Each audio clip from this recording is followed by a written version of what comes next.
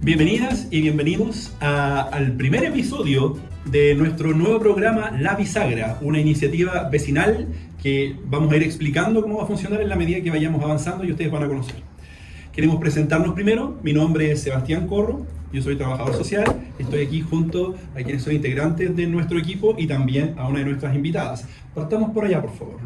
Hola, mi nombre es Paula Muñoz, psicóloga, gestora comunitaria del programa Red Local de Apoyos y Cuidados. Lucas Cáceres, fonoaudiólogo, formo parte del área de gestión comunitaria del programa Red Local de Apoyo y Cuidado. Y aquí nos acompaña nuestra invitada, si se puede presentar, por favor. Invitada. Nuestra primerísima invitada. Bueno, gracias primeramente por la invitación. Mi nombre es María Opaso y soy presidenta de la agrupación Incanehue, que es de apoyo a cuidadoras de personas con demencia en la comuna del Bosque. Fantástico. Gracias por venir. Así es.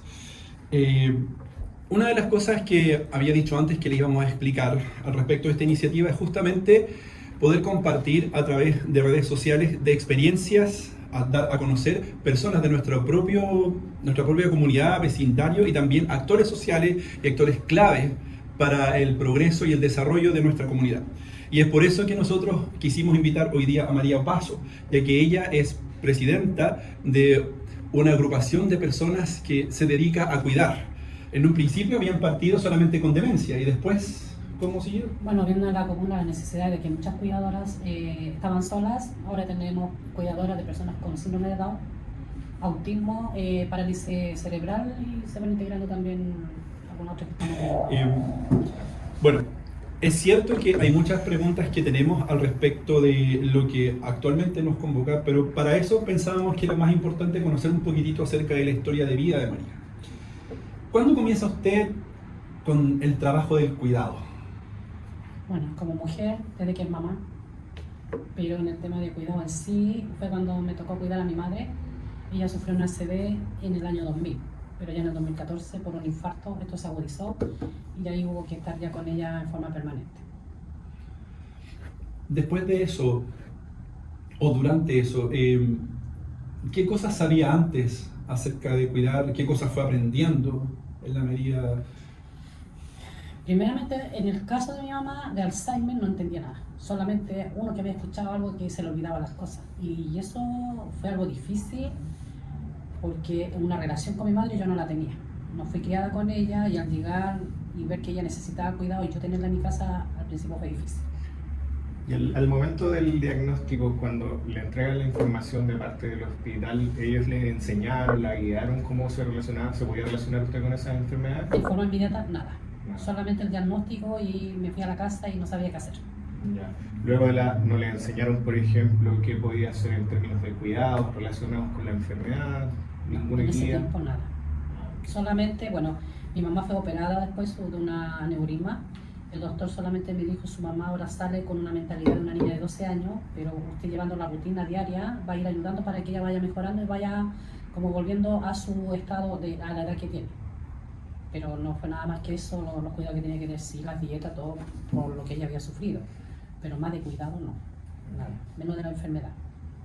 María, y antes de meternos en la temática propiamente tal del cuidado, usted menciona que comenzó su actividad de cuidadora como mamá principalmente y luego cuidadora de la mamá. ¿Cuáles diría que son las diferencias entre ambos tipos de cuidado?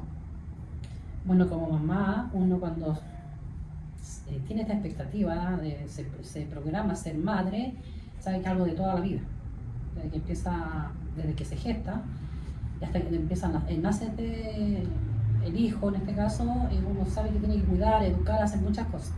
Pero con mi mamá fue totalmente diferente, nunca pensé que iba a llegar a cuidar, porque como decía antes, yo no fui criada por ella, entonces no había una relación, no había un vínculo más allá afectivo. Bueno, claro. Entonces fue difícil, fue bastante difícil.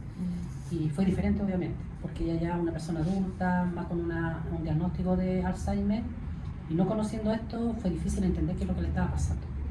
Y las cosas que sucedían pensaba que era de nuestro carácter, de algo de no llevarnos bien, que ella a lo mejor no le gustaba estar conmigo, lo que hacía era para como provocarme o un rechazo hacia mi persona. Claro, eso era más bien usted entendía que era como una cosa más bien vincular, más que de la propia enfermedad que estaba ahí, digamos, dañando la relación, siendo lo que ya estaba.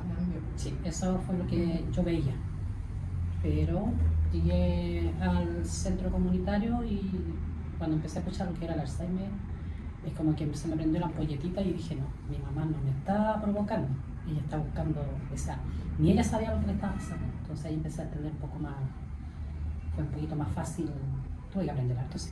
En cierta forma tomaba fragmentos que iba recordando en distintas situaciones y se trataba de comunicar con usted, lo hacía de la mejor forma. Sí. Relacionado. Yo igual conocía de ella lo que a ella le gustaba. Ya yo sabía que ella era muy buena para la cocina, era muy buena para las manualidades y le gustaba mucho salir. Entonces ya viendo el cuidado como para llevarme bien con ella, hacer lo que a ella le gustaba, darle esa prioridad.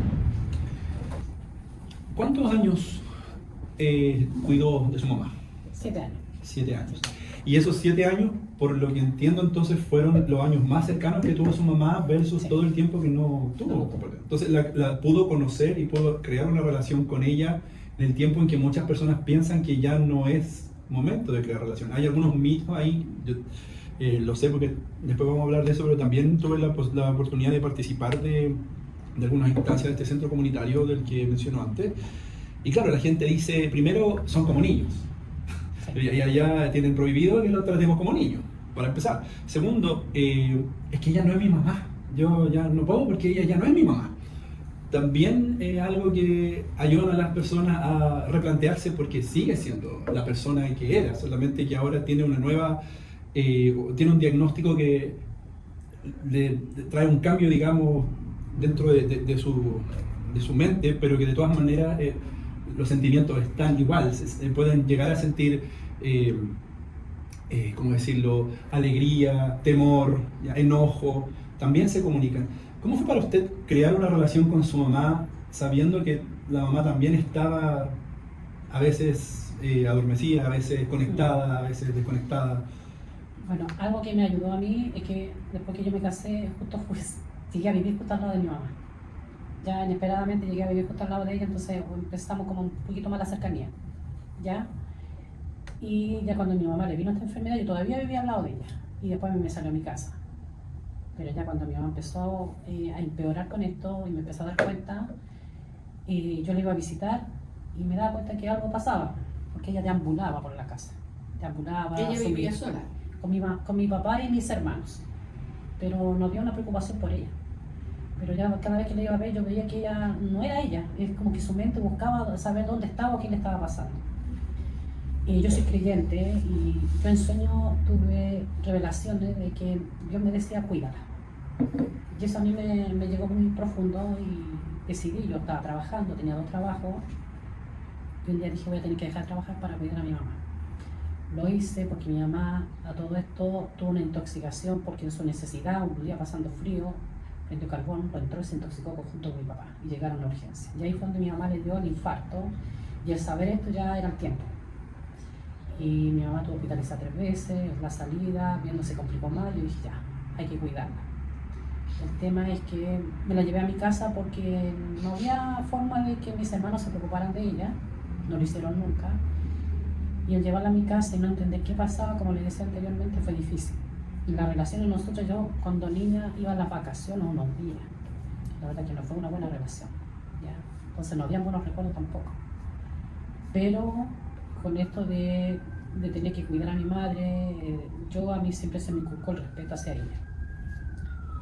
Y como decía, la pregunta fue bastante difícil, porque no nos conocíamos. Bueno, esto fue bastante difícil y al tener a mi mamá conmigo la cambié de ser fan y se le hizo un EMPAM se llama, y en ese EMPAM se dieron cuenta que mi mamá no coordinaba algunas cosas. Entonces se le hizo un test, buscó el profesional, dijo que su mamá tiene un daño cognitivo. Le expliqué por el tema de la ACV y se derivó al centro de rehabilitación comunitaria que lleva como. Deben haber hecho un MOCA, Montreal Cognitive Assessment. Seguramente, buscó él. Y ahí se le derivaba al centro de rehabilitación que hay en la comuna del Bosque. Estuvimos 4 meses, porque mi mamá lo era progresivo. La idea ahí era que ella pudiera valerse por sí sola no se logró eso. Ya no se logró la autonomía. Entonces ahí fue derivada al centro comunitario, al igual que estaba en la comuna de Roque. Y ahí por primera vez yo escucho lo que a mi mamá le estaba pasando, ya que era el tema de la Alzheimer y que iba camino a la demencia. Y ahí fue la primera vez que yo escuché esto, nos fuimos aprendiendo, nos fueron enseñando y ahí pude entender qué le estaba pasando a ella. Ahora, a mí lo otro que me ayudó fue que yo soy parvularia, diferencial, y empecé a buscar, con lo que a ella le gustaba, buscar actividades. Y ahí traté de mantenerla siempre activa.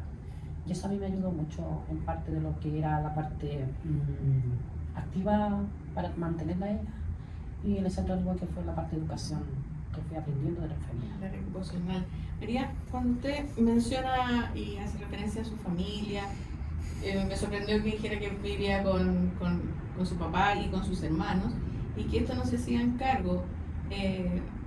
No sé cuál será su opinión, pero por lo menos la nuestra es bastante común que en general la familia no se hace parte de los cuidados de una persona con alguna dependencia o discapacidad. Lamentablemente hay una sola persona que asume esos cuidados y el resto se desentiende. Sí, ya esto venía de antes. Ellos nunca tuvieron una preocupación ni por mi papá ni por mi mamá. Fue bastante chocante porque ellos fueron los que vivieron con ellos. Fueron los que recibieron el cariño, la educación, todo, y la indiferencia era triste. De hecho, cuando muchas veces yo iba de visita y me decían, oh, la tita, así le decíamos a mi mamá, prendió la cocina y casi le explota. La tita se comió una comida que estaba podrida y a mí me dolía. Me dolía y yo dije, esto no puede seguir. No puede seguir, y ahí empezamos a ver cambios y ahí fue la decisión. Hablé con mi esposo, con mi hijo también lo conversé, de que nos íbamos a llevar a la abuelita a la casa. Y también el cambio. En su opinión, ¿a qué se deberá esto? ¿Qué pasa con nuestro, no sé si país o al parecer parece que es a nivel mundial, ¿no? Esto que las mujeres seamos las que nos hacemos cargo de nuestros enfermos o de nuestras familias. ¿Qué pasa con los hombres que no están participando? Yo lo he mirado, lo hemos conversado muchas veces en distintas mesas. Nosotros tenemos un país que es muy machista. Y en el machismo siempre se ve que el hombre es el que provee, el que trabaja, y la mujer es la mujer que se queda en la casa, la que cría. Y a base de eso también se lleva el cuidado. Pero hoy día nosotros lo estamos cambiando. Hoy día estamos viendo que hay hombres que hoy día están cuidando, que se están preocupando también de la familia. Y eso es lo que influye mucho, que cuesta sacar eso del machismo en nuestra sociedad. Sí, pues es una tarea que además parte por nosotras mismas las mujeres. Nosotras somos las que estamos enseñando.